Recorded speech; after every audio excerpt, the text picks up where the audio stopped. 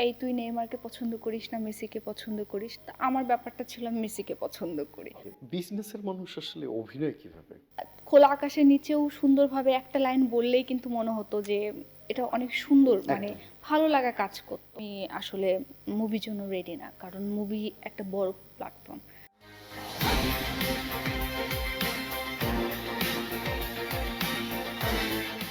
দর্শক, চ্যানেলের সাথে এই মুহূর্তে আড্ডায় আছে একজন তরুণ অভিনয় শিল্পী নিধিকা। একটু দেখি আমরা। হ্যালো। হ্যালো নিধিকা, আপনি তো মানে অভিনয় শিল্পী বলবো না আর্জেন্টাইন ফ্যান বলবো, কোনটা বলবো? আমাকে দুটোই বলতে পারেন আপনি, কারণ আমি হচ্ছে অভিনেত্রী। আর যদি বলেন আমি খেলাধুলায় যদি মানে দেখে থাকি, তাহলে আমি আর্জেন্টিনার ফ্যান। আর্জেন্টিনার প্রতি ভালো লাগাটা আসলে কেন তৈরি হচ্ছে? জার্সি সুন্দর এই কারণে, না মেসির খেলা দেখে, কোনটা? যদি বলি খেলার, তো আসলে এটা শুরুটা তো অনেক বছর আগে থেকে। হ্যাঁ, আমি মনে হয় না তখন দুনিয়াতে এসেছি। তো যেটা হয়েছে আসলে আর্জেন্টিনা আছে না ছোটবেলা থেকে মেসি মেসি মেসি, এই তুই নেইমারকে পছন্দ করিস না মেসিকে পছন্দ করিস, তা আমার ব্যাপারটা ছিল আমি মেসিকে পছন্দ করি। তখন খেলাও আসলে বুঝতাম না, কিন্তু এখন বড় হওয়ার সাথে সাথে অনেক কিছু চেঞ্জিং আসে, তারপর খেলাটাকে পছন্দ করি নিজে থেকে। আশেপাশের বন্ধু বা বান্ধবী সার্কেলের পরিবারের মধ্যে ব্রাজিল ফ্যান আছে কেমন? আছে, আমারই একটা বান্ধবী আছে, ও ব্রাজিল। সারাদিন ভালো কথা হয়, ও আমাকে বলে তুই ব্রাজিলের জার্সি পর, তুই রাতারাতি বড়লোক হয়ে যাবি। হ্যাঁ, ব্রাজিলের জার্সির সাথে রাতারাতি বড়লোক হয়ে যাওয়ার আমি এটা কোনো কিছু পাই না। মানে ও ব্যাখ্যা কি দিল? হ্যাঁ, আমি আমি বললাম যে তুই আচ্ছা, আমি যদি ব্রাজিলের জার্সি পরি, পরবো, কোনো সমস্যা নেই, তুই কত টাকা কামিয়েছিস বল। বল তুই আগে পরে দেখ, তারপর তোর ব্যাংকে যদি টাকা না আসে, মানে এতটাই কনফিডেন্ট হ্যাঁ ব্রাজিলকে নিয়ে। তা আমি বলছি না, আমি চাই না।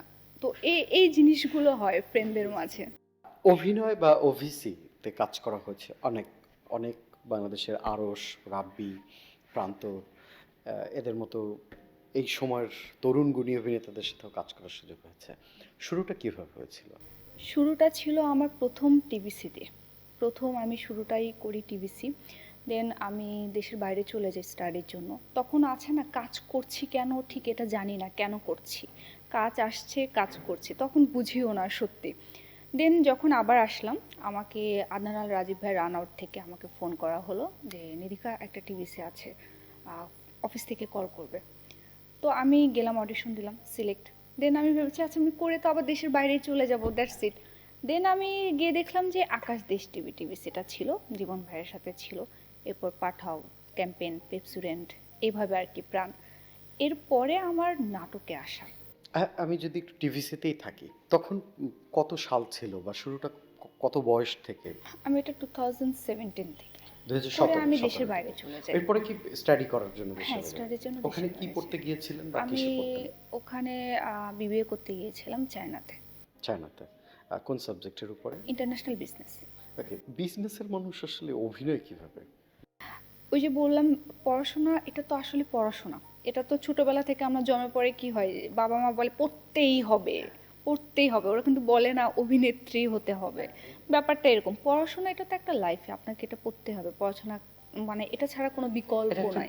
বেসিক আমাদের। বেসিক এটা। হ্যাঁ। কিন্তু আপনি এর মানে এটা তো গেল, এরপর আপনি কি পারেন, আপনার ইচ্ছাটা কি বা আপনি পারছেন কি না, এটা হলো আমার মানে অভিনয়ের জায়গাটা। আর যেহেতু দেখছি যে আমি সুযোগ কোনো না কোনোভাবে সামনে আসছে, কাজ করেছি, আবার দেখি যে না, এরপর অফ হয়ে যাওয়ার পরে অফার আসছে কাজের, তখনই আর কি ভাবলাম ওকে ফাইন, এবার আমি সিরিয়াসলি আগে। তার মানে চায়না থেকে স্টাডি শেষ করে, আমি বলবো যে ডিগ্রি শেষ করে ওখানকার, তারপরে আবার বাংলাদেশে কামব্যাক করা।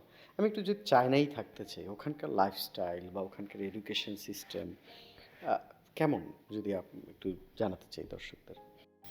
ওইখানে আপনি সুখ ও আনন্দের ধারায় ছোট সংসার হোক পরিবার পরিকল্পনায় জনস্বার্থে সেন্সেশন। সময়ের সাথে আপনার সব কিছুই করতে হবে, আপনি বাধ্য। প্রথম রুলসটা এটা, আপনি পারবেন না। আপনি যদি মনে করেন আমি আজকে ক্লাসটা গ্যাপ দিব, আমি যাব না, আমার মাথা ব্যথা করছে, আপনার মাথা ব্যথা করছে, আপনি সিক, আপনাকে ক্যাম্পাস থেকে ডক্টর চলে আসবে, টিচাররা নিয়ে রুমে চলে আসবে। তো আপনি মাথা ব্যথা জ্বরের অভিনয় করে তো আপনি এটা ক্যান্সেল করতে পারবেন না। তখন আপনারই মনে হবে আমার যাওয়া উচিত, আমার ক্লাসে যাওয়া উচিত। তো ওরা কেন এত মানে এগিয়ে আছে, কারণ সময়ের সাথে সাথে ওরা যেটা করার ওটাই করছে।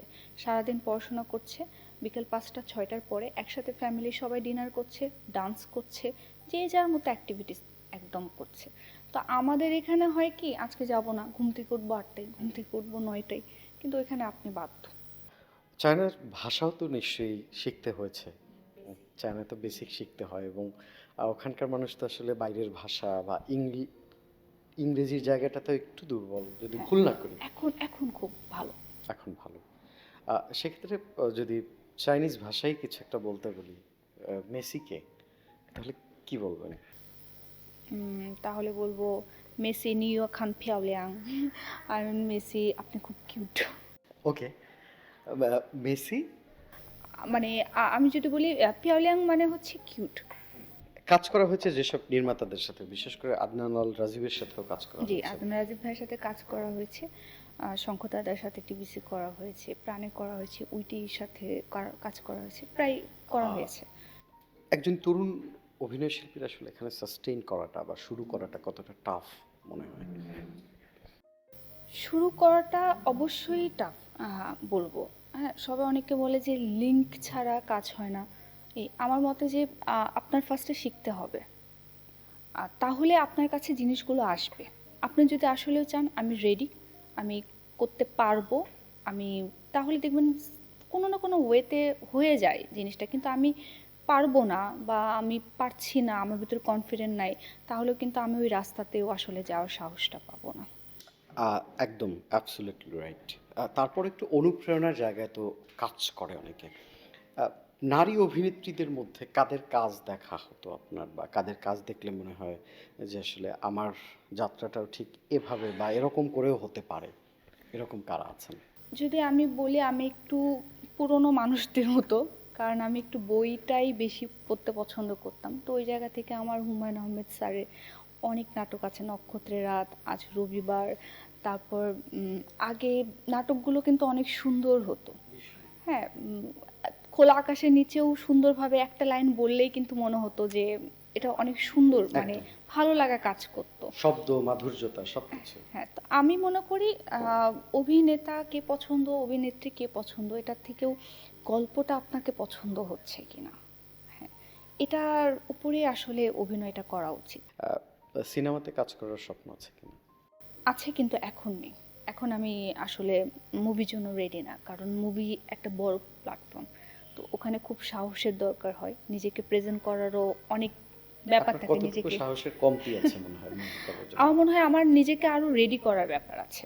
মারামারি শিখেছেন? ফাইট মারামারি এটা তো একটা মেয়েদের মধ্যে এটা একটা হয়ে থাকে, ওটা আছে তো আছে। চুলটানাটা নিয়ে আছে, আমি বলছি যে মার্শাল আর্ট বলে ওটাকে। না, মার্শাল আর্ট আমার শেখা হয়নি, কিন্তু পারবো। নাচের জায়গাটাতে নাচের জায়গা আমি জিরো।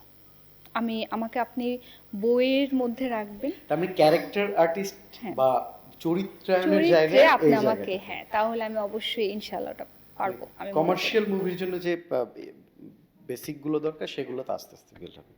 একদম স্ট্রেট ফরওয়ার্ড। গুড। আমরা যদি একটু সিনেমার নায়কদের মধ্যেই চলে আসি, কাকে দেখলে আপনার হিরো মনে হয় বাংলাদেশে, যে সে নায়ক, এরকম কি আছে? নায়ক তো আসলে আহ, আমরা এখন একজনকেই চিনি আসলে, সাকিব স্যারকে। আমি তো অনেকজনকে চিনি। তো অনেকজনকে চিনলেও দিন শেষে সুপারস্টার বলতে আমরা একজনকে চিনি, সুপারস্টার, হ্যাঁ, বা এছাড়া মেগাস্টার বলতে আমরা একজনকে চিনি। এছাড়া চঞ্চল চৌধুরী স্যার, উনিও কিন্তু সুন্দর একটা করে। তারপরে আমার একটু এই টাইপের ক্যারেক্টার পছন্দ। যেমন ইন্ডিয়াতে আপনি, আমি জানি না দেখেছেন কিনা, কলকাতার একটা মুভি আছে বেলা শেষে, হ্যাঁ, সৌমিত্র চট্টোপাধ্যায় স্যার। আমি কয়েকবার হ্যাঁ, দেখেছি। অনেক সুন্দর এটা। আমার মনে হয় যে আমি 10 বছর পরও দেখলে এটা দেখার মতো, এটা একটা ভালো লাগে। লাইফ লেসন মুভি বলা যায় বেলা শেষে। মানে আপনি যতবার দেখবেন ততবার কাঁদবেন, ততবার আপনার বালিশ ভিজে যাবে, ততবার ইমোশনটাকে রিসাইকেল করা হবে, রিলেশনশিপের ফল্টগুলোকে রিসাইকেল করা হবে। It's very nice movie. একদম শেষের দিকে বর্তমানে কি কাজ চলছে এটা যদি একটু বলেন। ওকে, বর্তমানে কাজ চলছে, আমি সিরিয়াল কিছু করেছি, আর আমার সিঙ্গেলটা আমি আসছে আমার প্রান্তরের সাথে, দুটো কাজ, ওটা এখনো অন এয়ারে যায়নি। আর শাশ্বত ভাইয়ার সাথে আছে একটা সিঙ্গেল, ওটাও আসলে অন এয়ারে যায়নি। হয়তো আমরা সামনে দেখতে পাবো। নাম দুইটা কি বলা যায় নামগুলো? একটা আছে প্রতিবেশী টাইপ, প্রতিবেশীর মধ্যে প্রেম ব্যাপারটা, আর দুটো হচ্ছে রোমান্টিক। ওটা এখনও আসলে যে নামটা কাননের ফুল, কিন্তু এখনও মনে হয় যে নামটা ফাইনালি গিয়ে চেঞ্জ হবে নাম এরকম কিছু। পরিবর্তন হতে পারে। ওকে, দর্শকদের উদ্দেশ্যে কিছু বলবেন, বিদায় নেবেন। দর্শকদের উদ্দেশ্যে বলবো যে বেশি বেশি করে নাটক দেখেন। আর আপনারা আহ, কোন গল্পটা আসলে লিখতে পছন্দ করেন এটা জানালে হয় কি আমাদেরও কাজ করতে সুবিধা হয়। আর অবশ্যই আমার কাজ দেখবেন, আর ভালো লাগে কিনা অবশ্যই বলবেন। সবাই সুস্থ থাকবেন, ভালো থাকবেন, আর আর্জেন্টিনা জিতবে কিনা অবশ্যই দোয়া করবেন। দর্শক, আল্লাহ হাফেজ।